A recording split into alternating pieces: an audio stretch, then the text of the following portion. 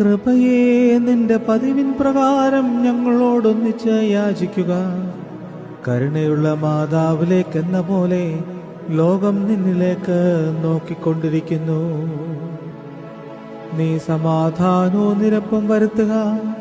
പാപം ചെയ്ത തലമുറയുടെ മേൽ നിന്റെ ചിറകുകൾ വിരിക്കുകയും ചെയ്യുക.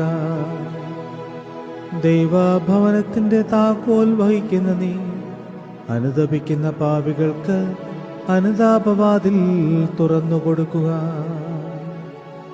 കർത്താവേ, പാപികൾ തങ്ങളുടെ പ്രവൃത്തികളാൽ അകൃത്യം ചെയ്തുവെങ്കിൽ പൈതങ്ങളുടെ മേൽ മനസ്സലിയണമേ. നീ പൈതലായി തീർന്നവനാകുന്നുവല്ലോ. ബസ്കുദിശായിൽ നിന്നെ ആഘോഷിച്ചിട്ടുള്ള പട്ടക്കാരുടെ മേലും നിത്യവും നിന്നെ വിളിക്കുന്ന അധ്വാനക്കാരുടെ മേലും മനസ്സലിയണമേ.